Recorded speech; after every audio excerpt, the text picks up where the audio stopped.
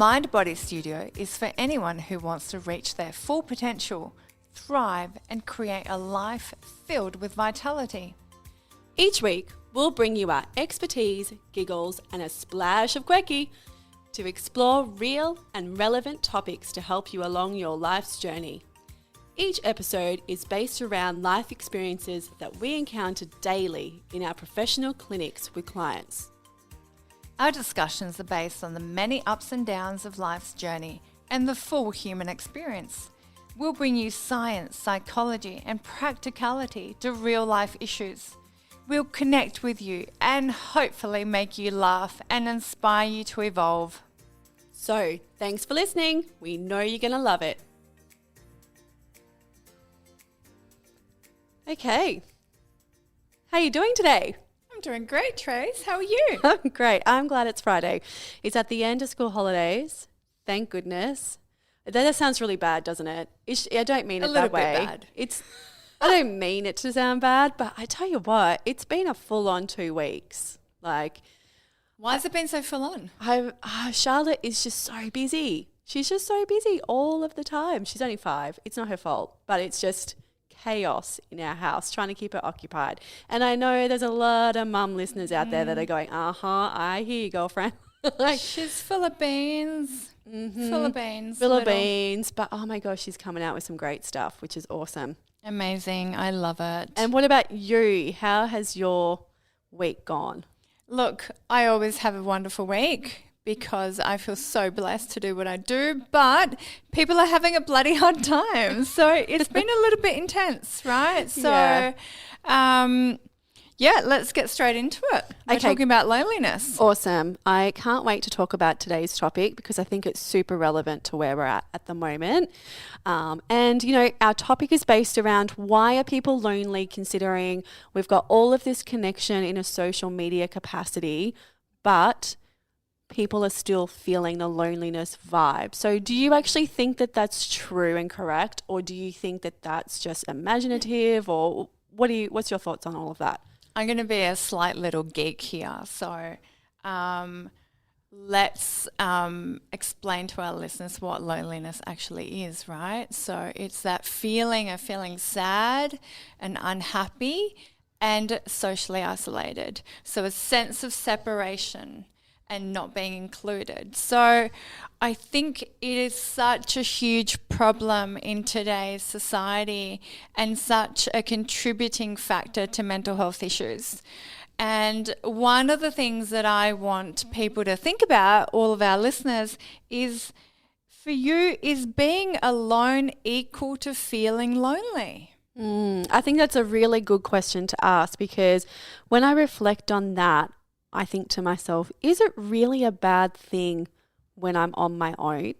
Like, I actually really love being on my own sometimes. Like, I've taken myself to the movies. I go out for breakfast by myself. I walk by myself. Like, I love being by myself sometimes. I love being with other people, don't get me wrong. But there are times where I feel complete when it's just me. Absolutely. And you know what, Tracey, I think that is a beautiful goal for everyone to have, because I think we can all say that it hasn't always been that way for us. And I absolutely love my alone time and I absolutely love being a social butterfly, but it hasn't always been that way for me. So I've actually had to work really, really hard to get to a space where I feel comfortable with myself and enjoy and really relish that time. And people really struggle with that. So maybe let's talk about that a little bit.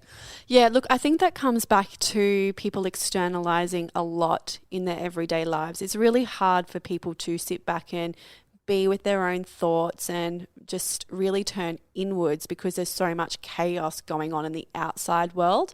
So when they're alone, they're going through all of the things that they've been through the day before or the week before, or the things they've got coming up, and they're starting to really isolate themselves by getting caught up in all of the external things that are going on for them. And so that's what causes problems, because they're not actually being able to be still and be alone. They're actually using up a lot of their energy and time by worrying, having fear, creating stress around all of the things that have been past and futuristic to them instead of just being in that present moment. Right. But I think too, I mean, in the sense that there is a loneliness in general, not just in the sense of not being able to be alone by yourself, but there is a greater sense of loss of community. Because when you think about like the people that we actually have in our village, so to speak, there isn't big villages anymore, right? We're lost that kind of community feel. You know, family sizes are small, we're super busy. I mean, there's lots of commitments and social gatherings and all those things, but they actually can cause way more stress for people than we realize, okay? Like I know that I have like a birthday party coming up for Charlotte pretty much every weekend sometimes, and the stress that causes me is like, oh my God, I've got to find time to go and get the present, we've got to write the present, we've got to get there, I've got to schedule it in, you know, all of these things all the time. And so by the time you get there, you're all stressed out because you feel like this is another thing you have to do.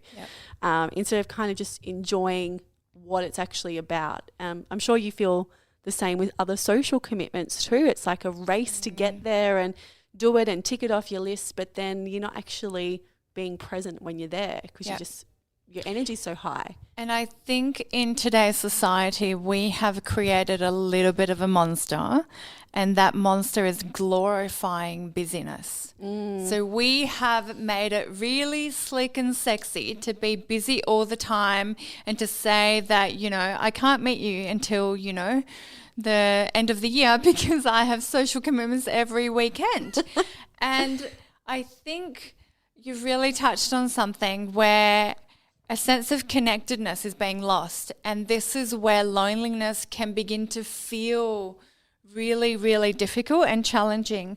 So I want to encourage our listeners to begin to think about how you can approach your time and your sense of self in a way that is more connected, because it's all about connection at the end of the day. There is no point going to a party if everyone's going to be on their bloody phones all the time. Oh, yeah. Or people are having superficial conversations that are just like polite. Yeah. Like, seriously, I would rather stay home and meditate, to be honest. And you know me well enough to know that is very much the case.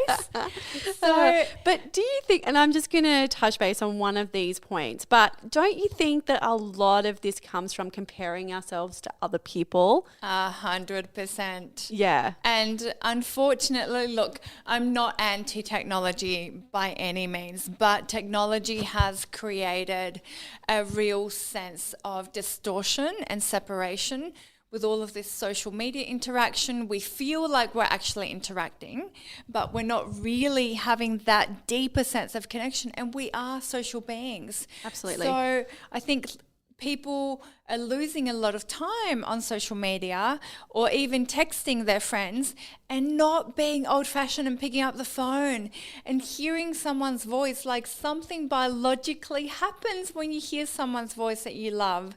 You feel more in tune, more connected, more loved. So I think so much of that needs to change a little bit or be modified, or have a look at what are you spending your time on.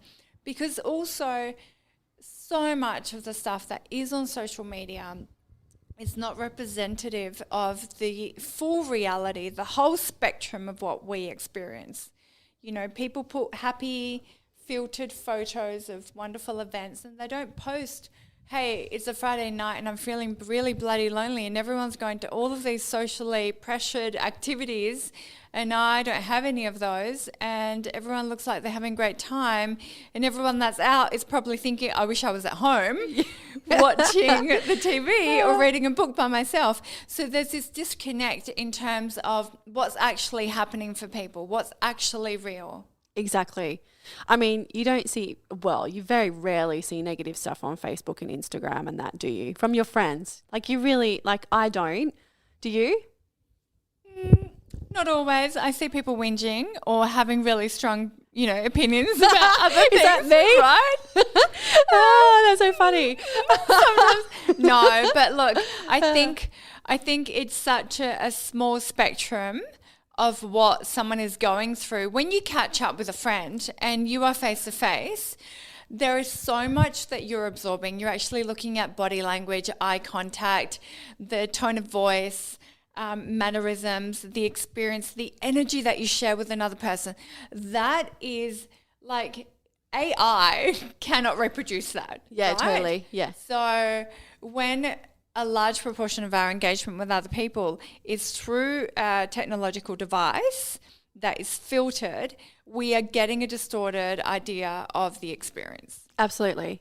And so one of those things for me is, you know, I want to hear what's going on with my friends, like a lot. Like I want to hear those experiences that aren't so ideal, because they're my friend and I care about them and I want to be there to support them. And I think that there's a sense of pride sometimes that comes from people because they're scared to be vulnerable and to open up and to really share their negative experiences, because we're surrounded by so much, you know, fake positivity all the time, that it's really difficult for people to share those down times, you know. And that's where a lot of this loneliness, I think, stems from, is that we're not coming into this picture perfect.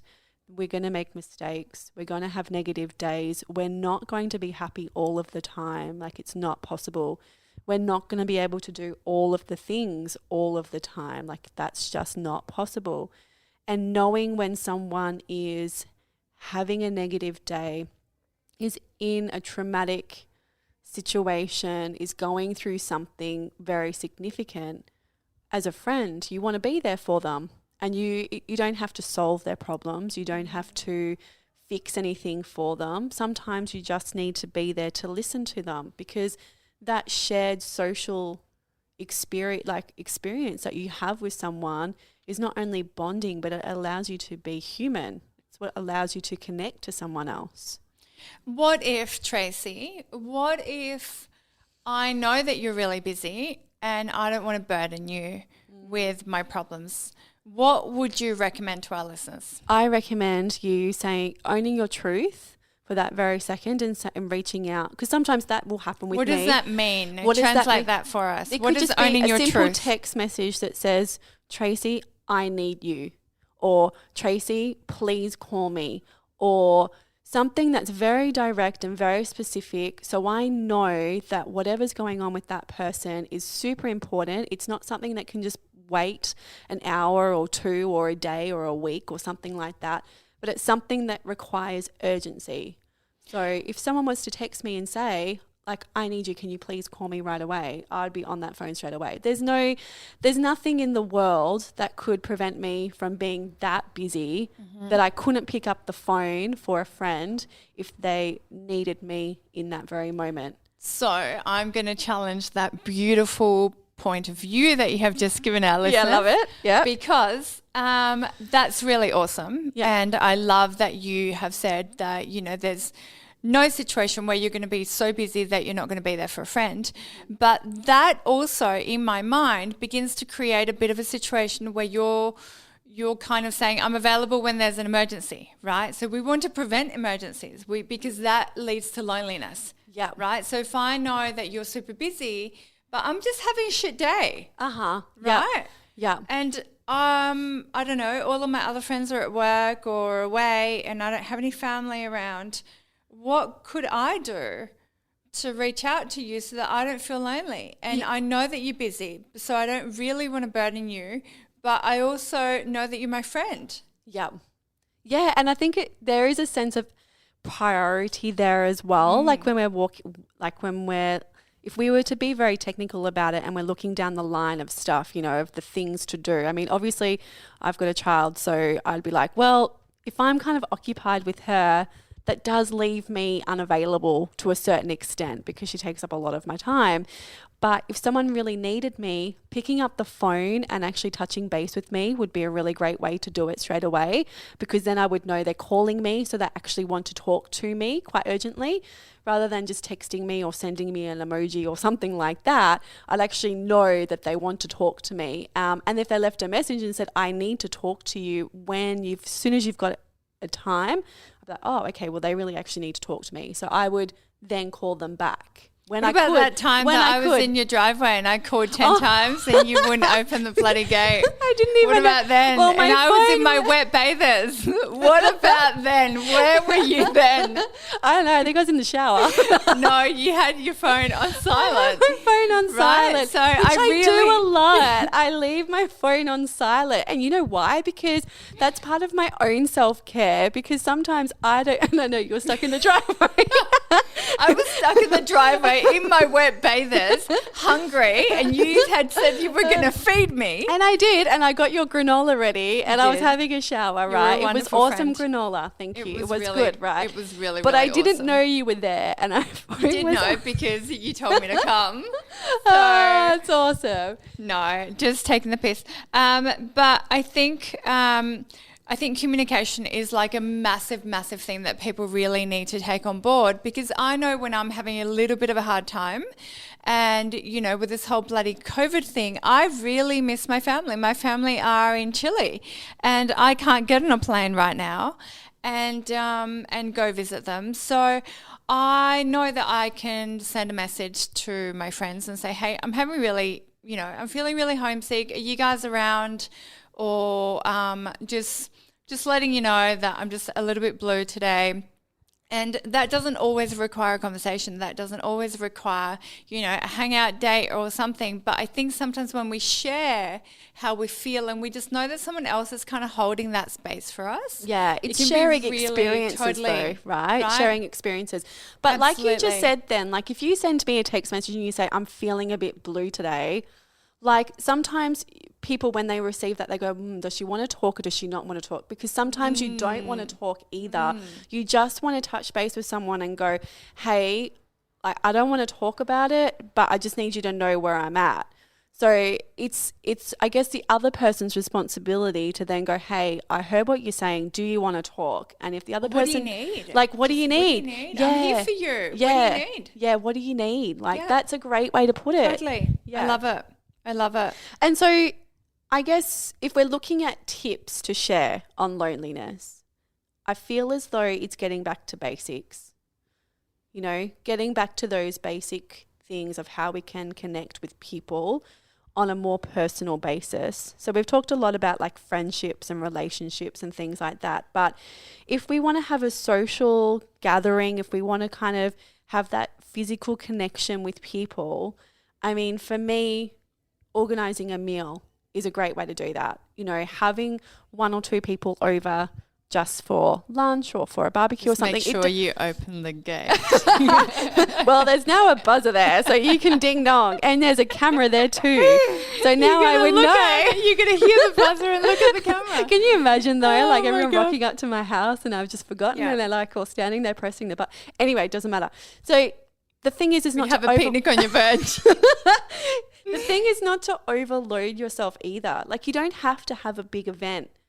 You know? Absolutely. You don't have to have like 20 people over at your house just because you want to connect. You could just invite one or two people, another family. Or just have a phone call. Like you could Yeah. have a phone call date as well. It's like, hey, let's make a cup of tea and have a good old fashioned chinwag on the phone. Yes. Because I think, and you know, and I mentioned this earlier, when you hear someone's voice that you love, your body has a biological reaction to that, and that makes us feel connected. And I think in this day and age, we are disconnected. We are disconnected from ourselves and we are disconnected from each other.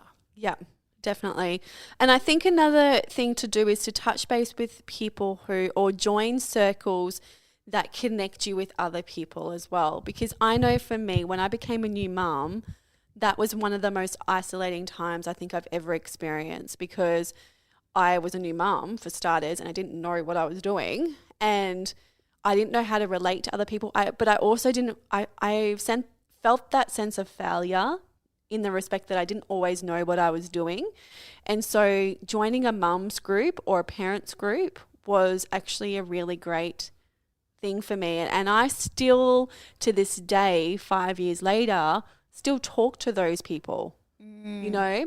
And it wasn't just about kids stuff, it was about relationship stuff too, because once you've had kids, your relationship dynamic changes so much and people do become more isolated because not only are they dealing with a new child, they're learning the new dynamic within that family unit and how that actually works. And that can be really isolating for some people, and mums, the thing is, you typically are at home a little bit more, you might not be going straight back to work. And so you do get into a bit of a rut of being stuck at home and not going outside the house because there's a lot of shit to carry when you have kids. Like, yep. This whole... Literally, like this whole diaper bag situation, you've seen my handbag now. It's like the tiniest handbag you can ever purchase because I refuse to carry stuff with me. Because when I used to go out during that time, it was like changes of clothes and diapers and bottles and, oh my God. Or if I knew I was going to be somewhere for a while, it was like breast pumps and all sorts of crap. Like, that's the reality that comes with it. And that can be exhausting, especially if you're backing that up with no sleep. It can be confronting as well for yourself, right? Yeah. I think, Tracey, the important thing here is being proactive. Loneliness is a really, really tough thing, and loneliness can actually lead to depression. So I'm really passionate about giving people skills and ideas how to get out of it. And anyone that knows me knows that I have lived all over the world and have moved and started from scratch so many times. And it can be really isolating. It can be challenging and daunting. And going out of your comfort zone and being friendly and, like you said, joining a group can really help and support the process so that you don't feel lonely all of the time. Mm-hmm. So I think it's super important for you to begin to find something that you resonate with and create a community around that. And most people that follow me and that know me know that I'm an absolute beach lover. And I gave myself a challenge maybe like 6 or 7 months ago to swim in the ocean every single day. And I've done that most days. And one of the things that I have pushed myself to do is to be friendly and to get to know the people that I see every day, get to know their names, and you start to create new connections. And one of the things that really helps people to get out of their heads, is to get out of the house and to do something in nature if that is available to you. And then when you are there, being friendly, smiling and creating that hello. Open welcome space for people. Absolutely You send off a different vibe and you just go. I have the most beautiful community at the beach at the minute, and I love being in the ocean, but I love seeing these people. I got given homemade focaccia by this beautiful 80-something-year-old woman who is my absolute hero. She snorkels every single day in the ocean. And this is a result of sparking conversations, taking the time to spend 3 extra minutes at the end of my swim going, "Hi, I'm Kalí. My mum used to come here. This was our favourite spot. How long have you been coming?" Mm-hmm. Just as you say, opening up that space. Yeah. And we start to have that greater sense of connectedness. So I really want to encourage people that might be struggling with this to challenge yourself, get out of your comfort zone and start to get to know your local grocer, the people at the park that you might see, and allow yourself to feel a little bit more open. When we do that, you will be pleasantly surprised, hopefully, with the connections that you start to make. Absolutely. And I actually ran a poll on this conversation that we're having a couple of days ago, just in a lead up into this. And I asked people if they feel lonely. And so I had 70 replies and 43% of people said yes. Wow. I feel lonely. So that's huge, right? That's a huge portion. So this is not a small topic for people. People are isolated. People are genuinely feeling lonely, and that could mean many different things for any individual in what that looks like. And the thing is that humans, we are social creatures. We need to have that contact with other people. We need to be able to relate to others. And if anything, it's about getting out there, owning your truth, knowing that it's okay to have difficult days, shitty days, traumatic experiences. All of these things are all part of our human journey. And there are many people out there that are going through exactly the same thing as you are. So getting out there and talking to those people and connecting with them, sometimes that will be outside of your own usual friendship circle. And that's actually a good thing, because we change and we evolve, and we can't be expected to keep in the same circle or with the same people through our whole journey. That might happen in some instances, but as we go through this journey, we definitely need to kind of move around a little bit, shift focus, and just get out there and experience things with people who can relate to us. Yep. I just want to touch on something that we haven't really elaborated too much, but I just want to touch on it very quickly. Finding a way of being comfortable in your own company is absolutely essential. So reading a great book can often be a wonderful companion. Colouring in, mandalas. Oh, I love colouring in. Me too. Yeah, I sit there with Charlotte and I do it. It's awesome. Absolutely. And it's really actually really healing for your brain. It's a very relaxing, healing activity to do. Lying on the floor, listening to your favourite music is a really soothing experience. Having a bath, really unwinding, finding ways within your day to sit with yourself where you're not being distracted by other things, and you start to create a relationship with yourself that feels more comfortable if you find it challenging being on your own. I think that is really, really fantastic for mental health. It's really good to nourish a solid, healthy internal relationship, because the more comfortable that you feel within yourself, the more you are going to be able to come out into the world in a less needy way. You're going to have more love to give. You're going to feel that you have greater resilience in those moments where you don't have anything to do, you haven't been invited to something, or you simply are just on your own. So allowing yourself to find that sweet spot, and it might be meditating under a tree. Everyone has something totally different. It might be going for a walk, but finding the space and intentionally creating that space is really fantastic and conducive to amazing mental health. Absolutely. And you've listed quite a lot of doing things. So, whether that's reading a book or taking a bath, a lot of them are actions. And then once you get used to that, that's when you can start looking at the breath, because it is a struggle for people who haven't actually done any breath work before. And I see that a lot in my office here, who haven't actually done any breath work before, to actually sit with the breath. Mm-hmm. Because oftentimes when you are in a space of stress, you're holding your breath a lot, and it does take a lot of consciousness and a lot of mindfulness to actually slow that down and be comfortable with the breath. And so I love that you've kind of given people actions to take before we actually get into that breath work, because that kind of leads into that space of them bringing the central nervous system down, calming ourselves, and then we can actually be more clearer, more focused. We come at these conversations with a much more conscious mind, and the conversations that we can have with people are more meaningful, which is great. Totally.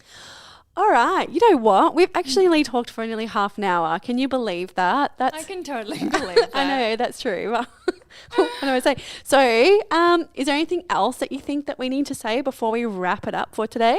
I think I want to really just emphasize to our listeners that feeling lonely is a natural aspect of the human existence. And there are some really valuable tips that we would encourage you to try and integrate into your lives to feel more comfortable with yourself, and to go out into the world in a more friendly, open way to beat some of this. So we really, really hope that this has been beneficial for you.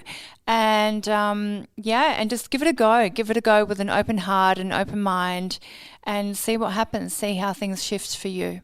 Awesome. All right, guys. Well, thanks for listening, and we'll see you again soon. Ciao. Bye.